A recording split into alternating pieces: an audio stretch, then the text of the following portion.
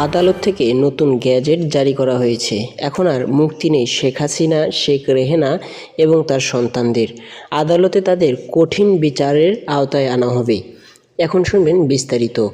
ক্ষমতার অপব্যবহার করে পূর্বাচল নতুন শহর প্রকল্পে ৬০ কাঠা সরকারি প্লট বরাদ্দ নেওয়ার অভিযোগে পৃথক ৬ মামলায় সাবেক প্রধানমন্ত্রী শেখ হাসিনা, তার ছোট বোন শেখ রেহেনা ও ছেলে সজীব ওয়াজেদ জয়সহ ১০০ জনকে আদালতে হাজির হওয়ার গ্যাজেট প্রকাশ করা হয়েছে।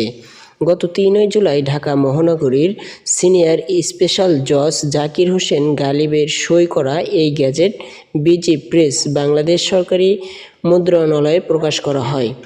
গ্যাজেটে উল্লেখ করা হয়েছে, তফসিল বর্ণিত আসামিদের জানানো যাচ্ছে যে তাদের বিরুদ্ধে গ্রেফতারি পরোয়ানা জারি হয়েছে। যেহেতু এই কোর্ট বিশ্বাস করা যুক্তিসঙ্গত কারণ রয়েছে যে তারা সেহেতু ১৯৫৮ সালের ক্রিমিনাল ল এর ১৩ ধারা অনুযায়ী তাফসিল বর্ণিত মামলায় তাদের আগামী ধার্য তারিখের মধ্যে এই কোর্টে হাজির হতে হবে বলে দেওয়া হয়েছে। অন্যথায় আপনাদের অনুপস্থিতিতেই বিচার কার্যকর সম্পন্ন করা হইবে। এর আগে ১ জুলাই বিচারক গ্যাজেট প্রকাশ করে আদেশ দেন ঢাকা মহানগর সিনিয়র স্পেশাল জজ জাকির হোসেন গালিব। মামলাগুলো পরবর্তী শুনানি ২০ জুলাই। বিষয়টি নিশ্চিত করেছেন দুদক অ্যাসোসিয়েশন মীর আহমেদ আলী সালাম। এতই বোঝা যাচ্ছে যে শেখ হাসিনার কঠিন থেকে কঠিন বিচার হবে এবং ২০ জুলাই তাকে আদালতে হাজির করা হবে।